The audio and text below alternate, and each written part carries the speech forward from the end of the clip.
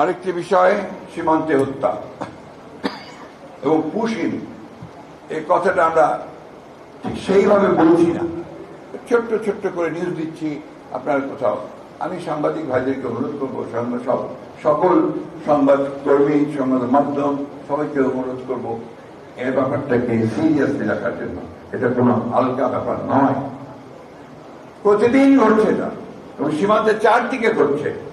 সুতরাং এই বিষয়টাকে আরো গুরুত্ব সহকারে জনমত সৃষ্টি করার ব্যাপারে নিয়ে আসার দরকার এবং এই ব্যাপারে সরকারের প্রতিও আহ্বান জানাবো যেন সরকার এই বিষয়টাকে অত্যন্ত গুরুত্ব দিয়ে ভারতের সঙ্গে এটা দর কষাকষিতে চূড়ান্ত পর্যায়ে যায়। আরেকটা বিষয় আছে পানির হিস্সা। আবার ফেনীতে বন্যা শুরু হয়েছে, এখন বর্ষাকাল আরো শুরু হবে।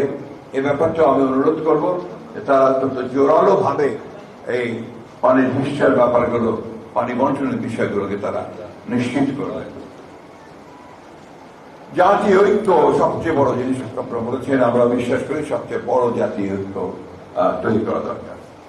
জাতীয় ঐক্য কোন জায়গায় হবে? জাতীয় ঐক্য হবে আমার গণতান্ত্রিক অধিকারকে রক্ষা করার ক্ষেত্রে। আমি তোমার সঙ্গে একমত হব না, কিন্তু তোমার মত প্রকাশের স্বাধীনতাকে রক্ষা করবার জন্য আমি আমার প্রাণ বিসর্জন দেব, এটাই জাতীয় ঐক্য। And that is democracy. গণতন্ত্র সেটাই, পরমত সহিষ্ণুতা। দুর্ভাগ্য আমাদের যে বাংলাদেশে আমরা সেই গণতন্ত্রটাকে কখনোই ওইভাবে চর্চা করি নাই।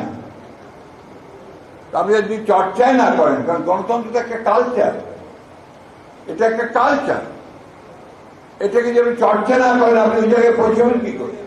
ওই জন্য যে ভাষায় কথা বলছে না, যে আপনার হুমকি দিচ্ছে আমাদের সাংবাদিক ভাইদেরকে যে এটা না করলে এটা হবে, এটা করলে এটা হবে, তাদের কথা না শুনলে তারা এই কাজ করবে, বা আমরা আমাদের তরফ থেকে কেউ কেউ বলছে, এই জিনিসগুলো আপনার কিছুতেই হয় না যদি সত্যিকার অর্থে আমরা গণতন্ত্রের চর্চাটা করি। প্রবলেমটা ওই জায়গায় রয়েছে। আসুন, আজকে এত কিছুর পরেও আমরা তো লড়াই করি এখানে।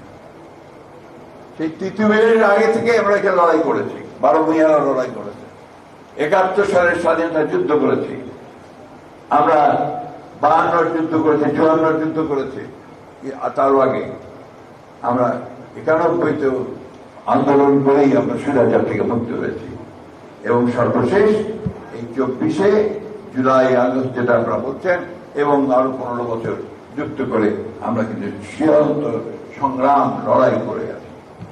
আজকে যখন এখানে আসি তো মনে হলো সেই পুরোনো দিনের কথা।